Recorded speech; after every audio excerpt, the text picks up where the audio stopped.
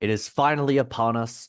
The first of two autumn Grand Sumo tournaments is just about here. We have got the Aki September Basho uh, coming up next weekend. How do you feel about it, Ben?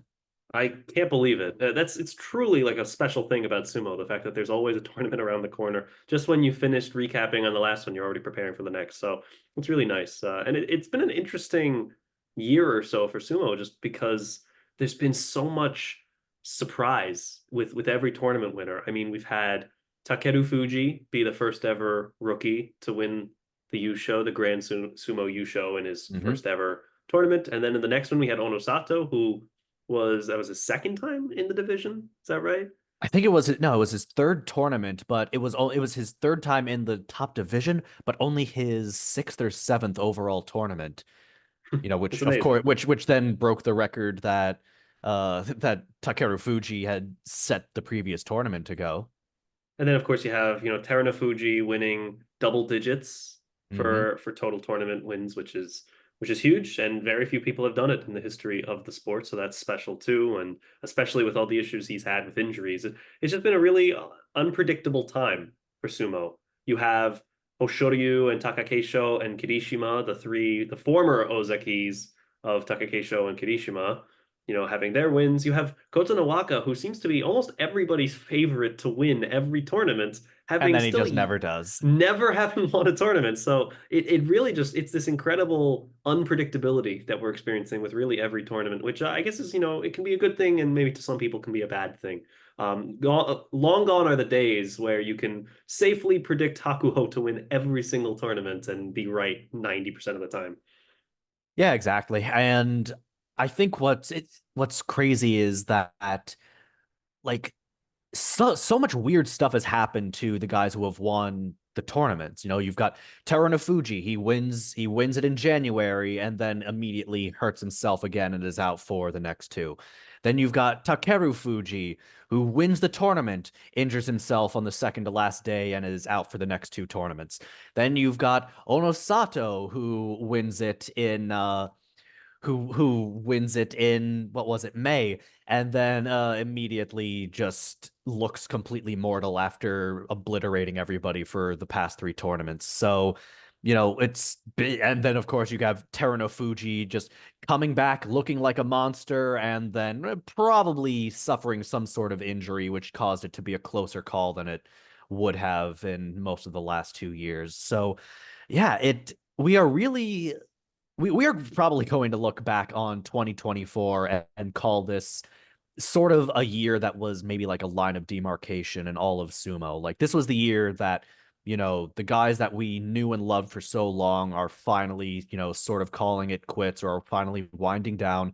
And we're seeing the real guys who are going to start taking over this division for sort of the next generation, whether that's Onosato, Hiradoumi, Kotozakura, Hoshoryu, maybe even one of the up and comers like Atami Fuji or or some of these young studs that are towards the bottom of the Banzuke right now.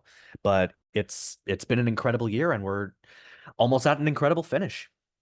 Yeah, no kidding. And so, in the spirit of unpredictability this year, we're going to spend some time doing predictions anyway, because that's what we do. Oh, absolutely. We love ourselves some predictions. So, are we going to start top and work our way down or start from the bottom and work our way up on these Kachi Clash predictions? I think it's typically we would start from the top and work down, but let's mix it up a bit. Let's start at the bottom of the Banzuke, and I'm going to show everyone at home what Kachi Clash looks like, which we've only done maybe once or twice. It might be useful to actually get that visual. And we can show, as we've talked about before when we do our Kachi Clash predictions, it's broken up into five different categories for your Yokozuna and Ozaki level at the top, your Sekiwake and Komusubi level, number two, which is a lot more populated than it was in the previous tournaments, and the top Hmm. section is a lot less populated than in previous tournaments because of Hmm. demotions. And then you have the M1 through M5 rankings, M6 through M10, and M11 through M17. So we'll start there at the bottom, M11 through M17. So first, I guess before we get to our picks, anyone stand out to you in that division that you want to briefly mention?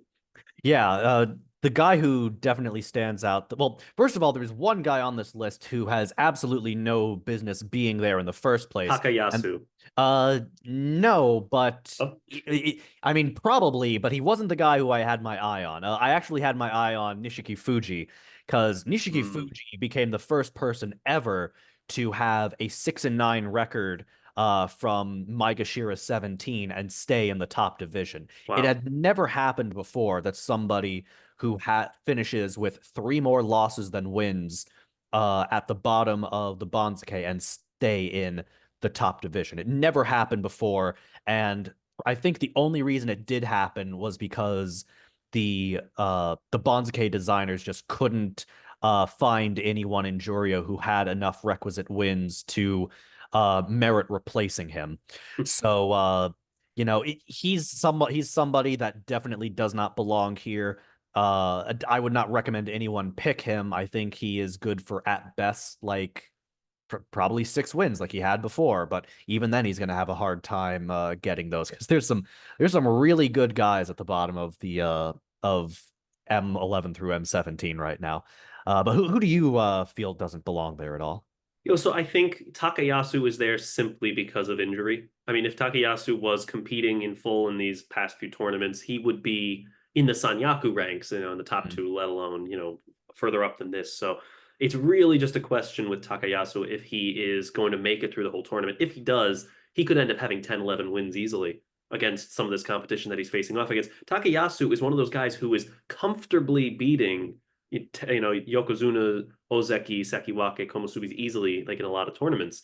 He's my pick to be pulling upsets and getting lots of wins in a tournament when he's higher up. But with these injuries lately, you just don't know what to expect. So the reason I'm not picking him for this division is because of the injuries. It's just so risky with Kachi Klash. If you have a guy who ends up pulling out of the tournament, you get 0 points. At least with a guy like Nishiki Fuji, who you just mentioned, he's probably going to make it through the tournament unless there's anything that we don't know about an underlying medical issue. So yeah, he's good for at least 5, 6 wins. Takayasu could end up having 1, 2, and then pulling out. You just don't know, and it's so risky. And that's definitely something I urge people with Kachi Clashes to um, do the minimal amount of research to see if this person has had recent injury troubles, specifically in the last two tournaments, because if they're pulling out again, that's going to be a huge dent in your points in the tournament.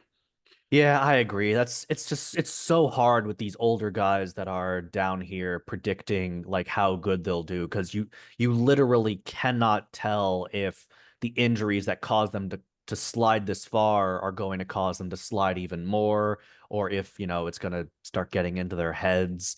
So, that's why as much as I would love to take Takayasu, like if he had skipped the last tournament to get a recovery, I might have gone like high risk, high reward for him here. But the fact that he sustained the injury in the last tournament, I just can't trust him. So, but what I am going to do is I'm going to go with the tried and true method for the last few tournaments, and I'm going to go with the rookie for my pick down here. I am going to go not with Shirakuma, but with Onokatsu, the Maegashira 14 West. This is a kid who has been just an absolute stud. He's very quietly been making his way up the Banzuke. I shouldn't say very quietly because in his Jurio debut, he went 13-2, and his only real his loss was to what's his name was to Takeru, sorry, not Takeru Fuji, to Wakataka Kage. So he is somebody to keep an eye on. He also the very last person to make his debut on the Banzuke at Makushita 15 Tsukidashi. They did away with putting wrestlers like high up on the Banzuke based on how they performed in college. And he's got just a great support staff around him. So I think Onokatsu is going to play the role of that rookie who makes a real impact, could win 9, maybe even 10 in his debut. Well, at the risk of sounding redundant, I also had Onokatsu. Hmm. We've seen this so many times and we've talked about it in previous episodes on numerous occasions, but those new guys, they often come in with a whole bag of tricks and the division hasn't yet adjusted to them. We see this a lot Hmm. in sports actually, where someone comes up who's brand new and they instantly have an impact and then often slow down later. you never know if that's going to be the case with somebody. Of course, Onokatsu could end up pulling a Takeru Fuji or an Onosato and being a champion before long. But I definitely think the first time in the division after having a really promising first few tournaments moving up, I just think the rest of the division isn't going to be ready for him, and he's probably good for 9-10 wins before what usually happens for those who aren't aware who are listening. In the first week, he's going to be having opposition in this lower bracket, so some of this easier competition, although none of it is easy. And then later on, if he's got 8-9 wins after the first 8-9 days, then he's going to be facing off against the real heavy hitters at the top, and that's probably where he would start getting a lot of losses. So that's also my pick. I just think the new guys, it's always a great pick, and Onokatsu really looks great. A short career so far, but very very promising, and that's been a theme over the last few tournaments. Those guys coming up. All right. So now let's move. Oh, and let's I guess talk very briefly about some of the other guys there. Sadanoumi and Kagayaki, those guys are okay, but probably right around where they deserve to be. I'd say that the ceiling for all of those guys is maybe between 5 to 9 wins. Bushozan, probably right, he'll probably be very middling. Kinbozan might be might have some potential because he has been higher up on the Banzuke in the past. Hokuto Fuji and Nishikigi, I mean, these are guys that literally a year ago were coming off two of the best tournaments they'd ever had. So, but unfortunately they're both just battling awful injuries. Ryuden has just always been a fighter, and I think he had a 10-win Basho sometime in the last year, so could be a sleeper pick. Takayasu, as we discussed, coming off the injury. Takara Fuji, Shiro Takara Fuji, he's a veteran, could be in for a good tournament. We'll see. Kitano Waka, he's never really made much of an impact and has kind of always bounced back down after coming back up. Shirokuma is coming off a Juryo Yusho, so he's probably if Onokatsu weren't on this Banzuke, he would probably be my pick. So feel free to go for him. And Nishiki Fuji, like we already said, probably doesn't stand much chance of making any noise here. Yep, I think that's a good summary.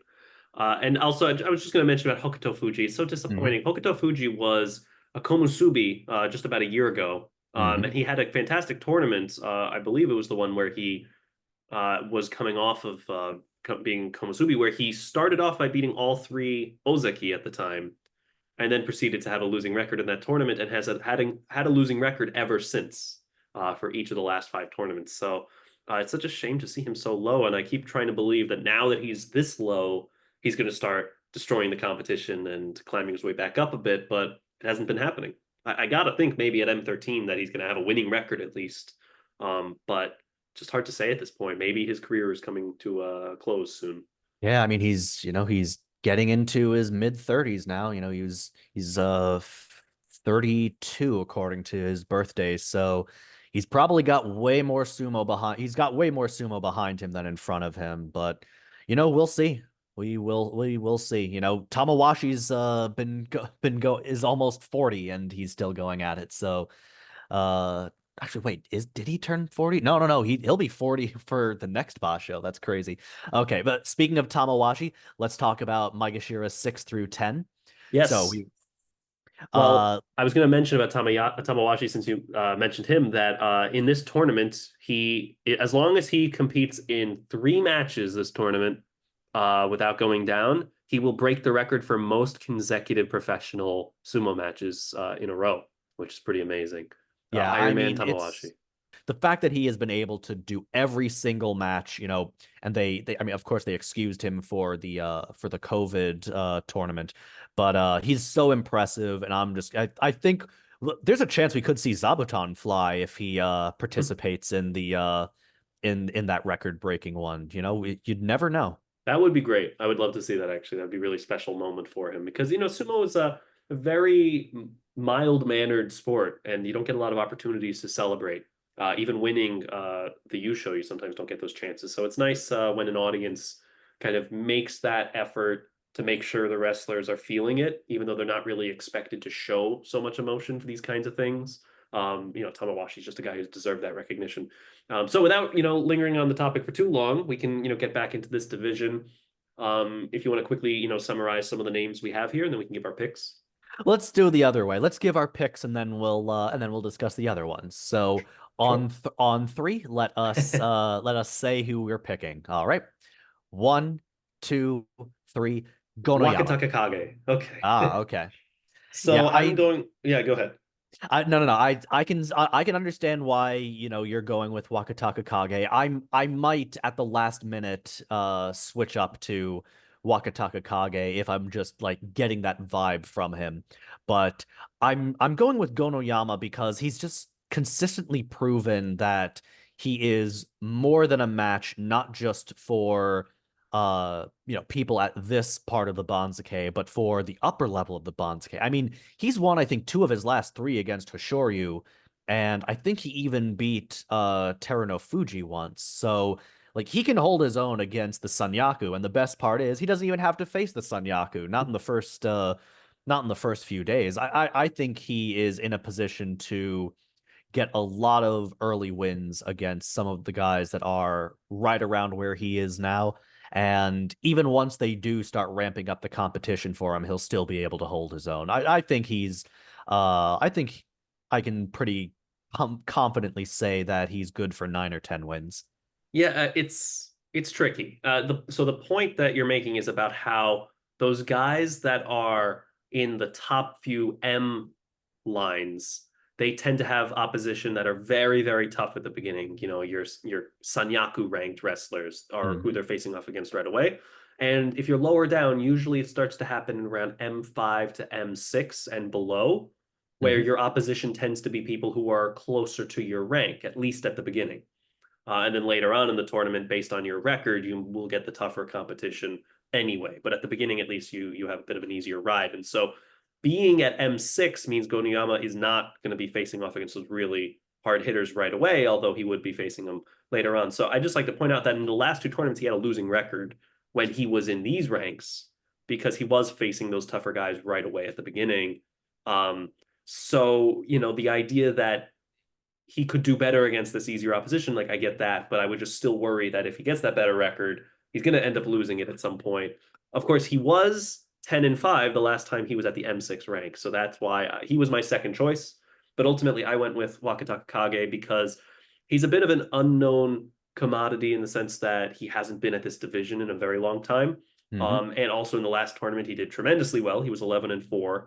Hmm. Obviously, a lot of those wins were against some of the lower rankers because he started out in M14 last tournament. But I just feel like he's still not in the ranking that he belongs at. I think he can be going toe to toe with the Sanyaku wrestlers, and that's not who he's going to be facing off against a lot at the beginning of this tournament. I would not be surprised at all if Wakataka Kage starts out, say, 8-2 to begin the tournament, and then finishes 10-5 or 11-4.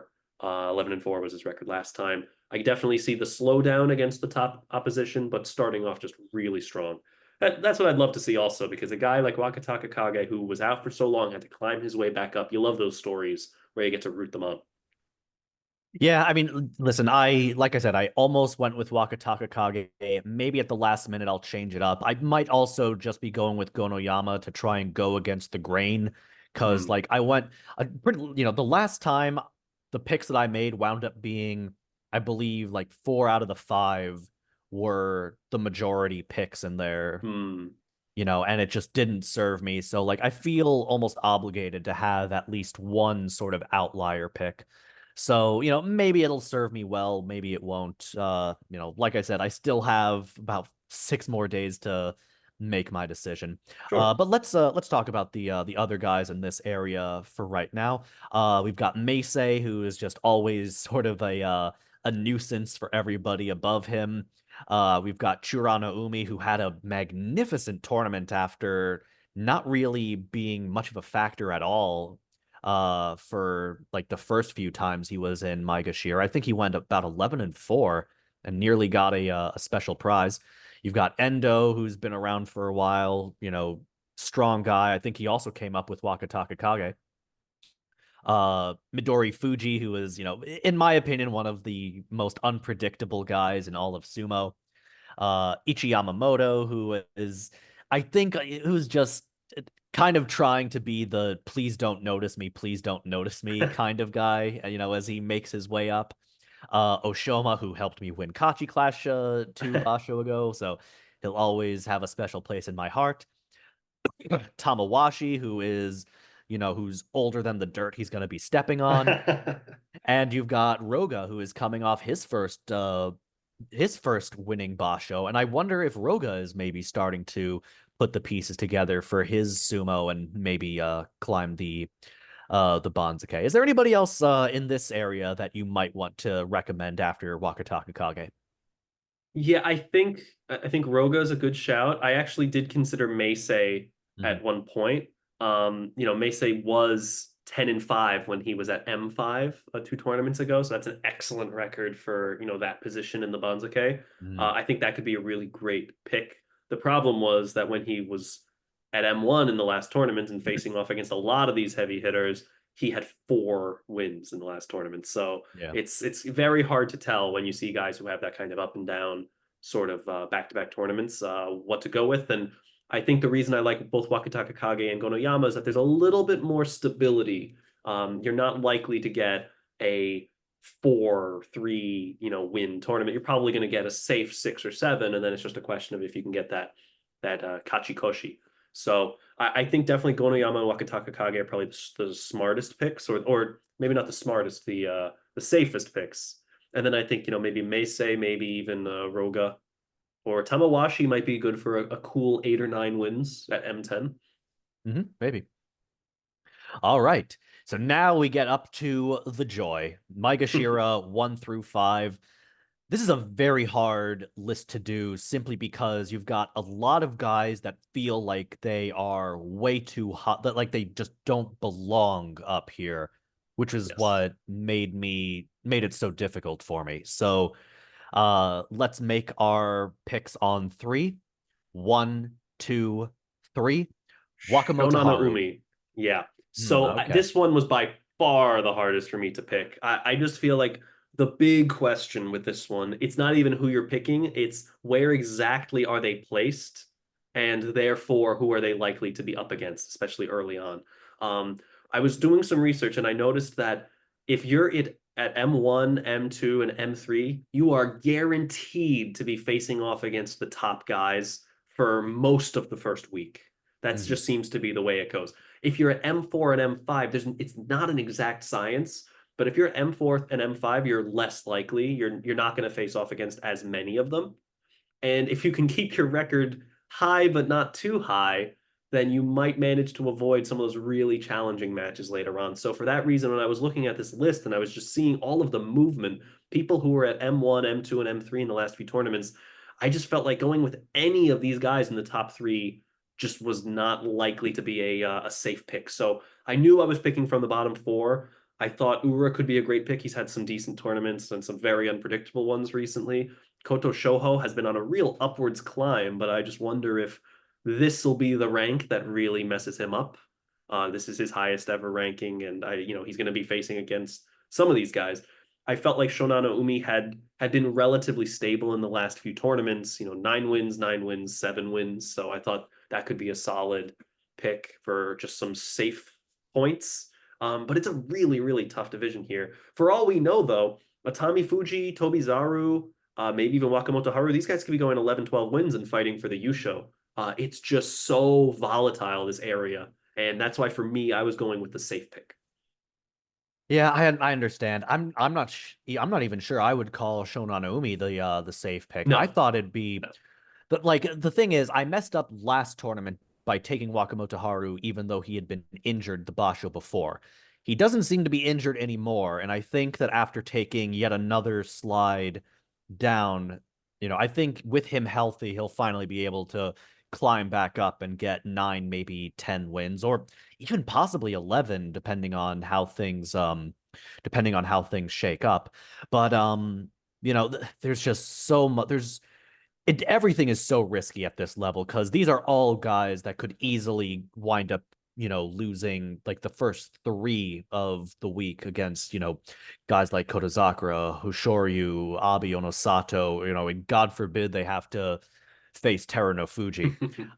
But let's go through the list again. You've got Takanosho, the runner-up, who just barely lost to Teruno Fuji in the playoff. That would have been really cool if he had managed to win his first tournament in July, but I digress. You have Tobizaru, the eternal thorn in the side of everyone in the Sanyaku, because of how wild he moves around.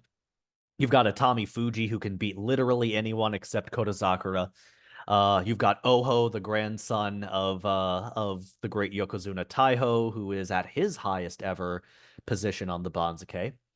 Mitakeumi, a former Ozeki in his own right, who started off the last tournament well and then just seemed to actually no, I'm sorry, two tournaments before he started 5-0 and then he just fell off. He seems to just never really be able to string together a ton of wins anymore.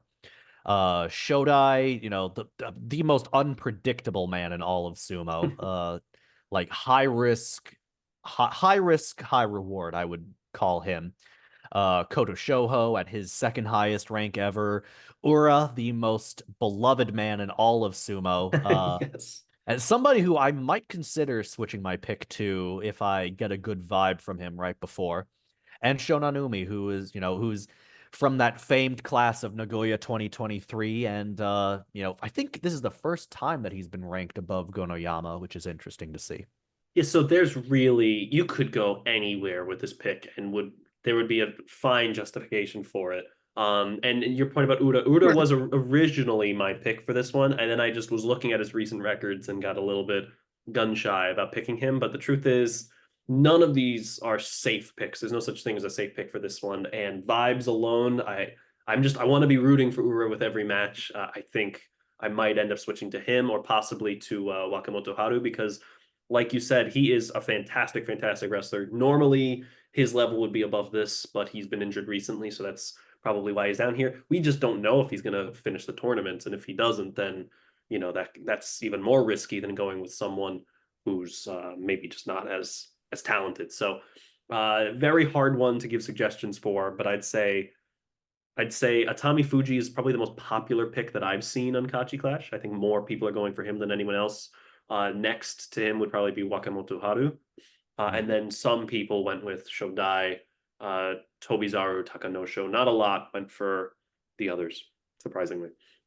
Yeah, I totally understand that. I mean, Tommy Fuji has had winning records, I believe, everywhere except Maegashira 1, which is ironic because a single winning record from M1 would propel him to the Sanyaku. But it's been a year. Maybe this is finally the one. We'll see.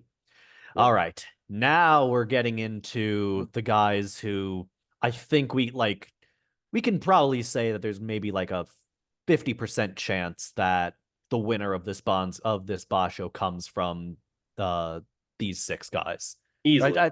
Oh yeah. Because in large part because, I believe the last half of the guys on this list have won a basho in just the past year. So very easy claim to make. And five of them have won one ever. All right. So let's make our picks on three. Although I'm pretty sure I know who you're gonna go with anyway. One, two, three. Onosaka. Onosato, Yep, yes. of course. I mean, he's just been steady. He is reliable. He has never had a losing record since entering sumo a year ago. And, while he didn't have as many wins as Hirata Umi or he didn't have as many wins as Hirata Umi. So, chances are, your Kachi Clash, record was probably affected by not taking Hirata Umi over him. But until somebody shows that they can consistently beat him, I think he's just going to perpetually be the guy. But plus, he's literally two basho removed from winning it all. Obvious pick, and might even be a Yusho favorite. Yeah, he's got to be up there. I think with if Terunofuji is injured or doesn't complete the tournament, then I think he's got to be one of the maybe three most likely people to win it, based on recent success and just based on overall skill. So, yeah, I'd say probably, maybe 50% that it comes from this group. There's always a chance that Abi, who's won a tournament before, could do it again. Takakeisho has won tournaments before and seems like he's going to be competing the whole way through as he did in the last tournaments. He did compete in all 15. So, and Karishima, we know Karishima is better than his recent tournaments records have suggested. So there's always a chance that he could turn it around now. Maybe at the at the Sekiwake rank instead of Ozaki, without the pressure of trying to get back up there for either of them. Maybe the focus simply being on winning sumo rather than on having to get to a specific record. They'll just kind of get in that flow state like they had in the past. Well, with Takakeisho, the situation is different. So Takakeisho is what is called a Oze is what people refer to as an Ozeki Wake. If basically if he wins 10 matches this Basho, he will jump back up to Ozeki. Uh, because he just fell down from it. Kirishima, he fell 2 wins short of doing that. So he's stuck at Sekiwake and he's gonna need to, run the gauntlet all over again if he wants to become an Ozeki and a Yokozuna once again. But I think that Kirishima is about to hit that point where the neck injury is going to prevent him from giving his all. I think You it's mean going to Takakeisho? well, so Kirishima is also dealing with a neck injury. Oh, So I didn't realize it was neck. yeah. Okay. So when you've got a neck certain injuries, if you allow a neck injury a injury to affect you psychologically, it's all over because you're not going to give it your all if you are concerned that overexerting yourself is going to aggravate or bring back an injury. So it could be years or maybe never uh, before Kirishima is able to be that dominant superstar that we saw in 2023. Takakeisho, I mean, we've basically said ad nauseum, that Takakeisho has had so many injuries, so many different ones, constant every other tournament. In almost any other year, the tournament that he won last year would not have been good enough to win the whole thing. I think that he's just going to sort of play out the string until he might just be, playing it out until he gets like demoted out of the paid ranks, even if he has to miss a couple of basho in between, for various injuries and surgeries. It's sad to see, where Takakeisho has been left now. But on to, let's we've said a lot about these two guys over the past 6 months. So Abi has really seemed to find his stride in Sekiwake after just sort of bouncing up and down in the Sanyaku ranks over the past year or so. Daisho, I mean, he was a Sekiwake for the longest time, so he's really just sort of waiting to have that big 11 win tournament so he can force an opening at Sekiwake. And Hirata Umi, man, Hirata Umi just sort of came out of nowhere and is now just one of the best, most consistent guys there is. I mean, I look at Hirata Umi's record and he has not had a losing record since last September, and he's only had two since was that? Yeah, May of 2023. So, he's a guy to keep an eye out for. He just doesn't seem to have that high ceiling that Onosato does, which is why I don't think I'll maybe ever pick him above Onosato until Onosato, and him aren't in the same quadrant anymore.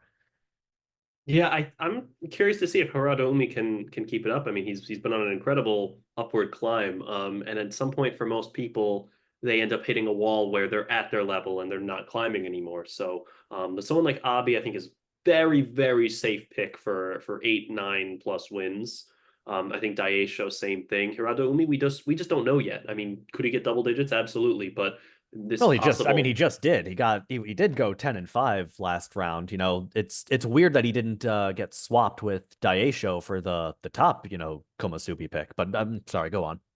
Yeah, you know, even so, he's just kind of new to this space, and he's been on a run of fantastic tournaments, but we're just not sure yet if this is where he is going to rest. You know, maybe the Komusubi is his level, maybe you know the last tournament was a bit of a an outlier. We just don't know yet. As far as just the safe picks, I think Onosato, Abi, and maybe Kirishima, but I would be very surprised if people are choosing Kirishima when you have Onosato, Daieisho, Abi, you know, in those ranks as well. There's really like there's a lot of great picks up here. I think they're all excellent, and probably all of them are going to somehow get winning records or close to it, except maybe Takakeisho because of the injury issues. All right. And last, let's go up to our upper Sanyaku guys and make our pick on three between Terunofuji, Kotozakura, and Hoshoryu. One, two, three.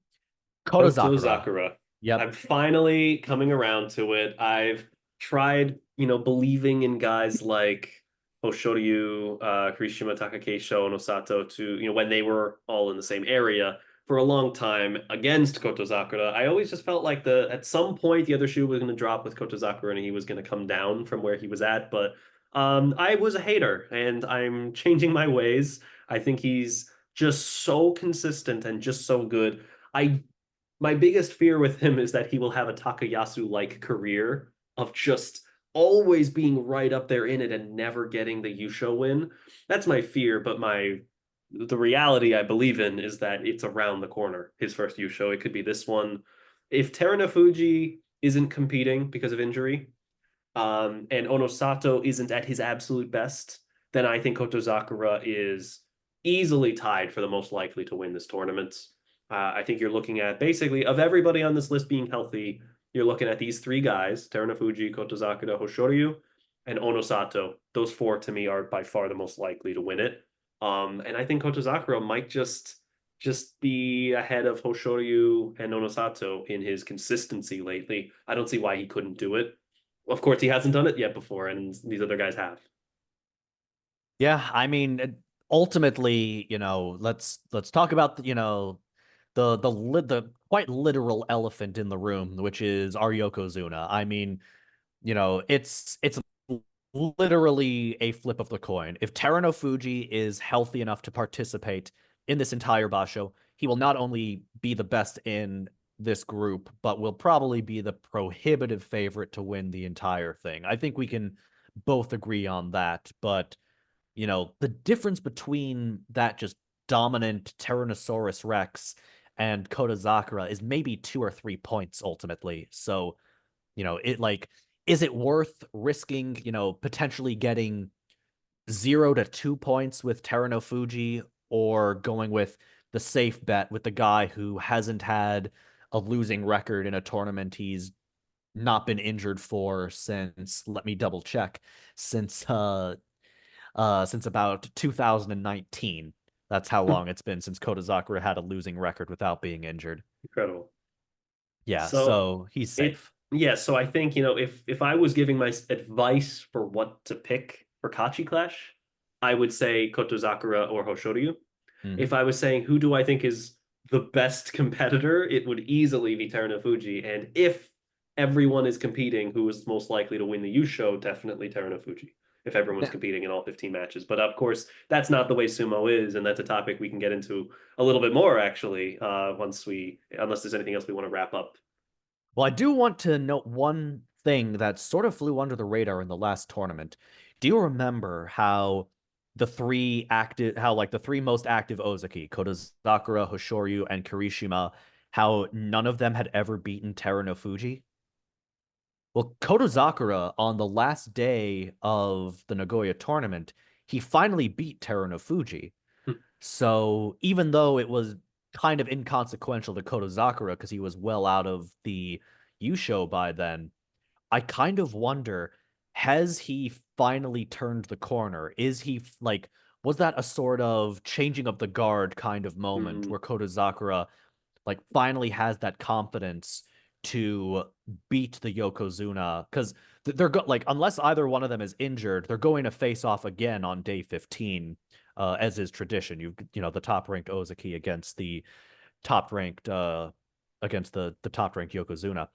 So I do wonder if maybe this is that changing of the guard moment where Kotozakura finally has that big tournament that sets him up to for future sustained success. I'll tell you, it seems plausible. But if Terunofuji is competing all the way through the tournament, it's hard to imagine a situation where he's not running away with it. That's the one, the one caveat I would have to your point. If there's a day 15 and Terunofuji has competed in all 14 until then, unless Kotozakura is having an unbelievable tournament with 12, 13 wins at that point, I would see Terunofuji basically being ready to clinch the title again. But we never know what's going to happen. Of course, Terunofuji could end up having he could end up competing all the way through and maybe being on 10 wins. So we don't know, and that's why I think both of us logically went with Kotozakura as a safe bet for the most safe points in Kachi Clash. But as far as what I think is going to happen, it really comes down to what those first couple days look like, and if he is looking like he's fit, Terunofuji, and if he's going to pull out and I guess we'll see from there. But maybe we'll check in at some point later on in the tournament and we can give our updated picks. All right. And finally, let's make our ultimate prediction for who is going to win the Aki Basho. We'll make our pick on three and then explain why. One, two, three. Kotozakura. Terunofuji. Okay, interesting. So I'm Mhm. I'm actually in a weird turn of events. I think the person who's going to win is not the person I'm picking because I'm just always so nervous about the injury thing. I think Terunofuji might actually win again this tournament.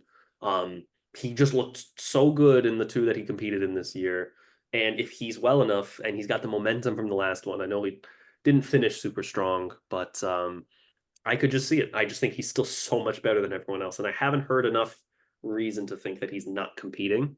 Well, But I'll give you some reason to think that he's not competing. I should have mentioned it a few minutes ago, but I've been following, Chris Sumo, follow him on YouTube, who's done a lot of news reporting, and it really sounds like Terunofuji is having some serious issues with diabetes right now. Like I believe Chris Sumo reported that Terunofuji has lost 20 kilograms or about 45 pounds since the last tournament, because of the dietary restrictions brought on by his diabetes.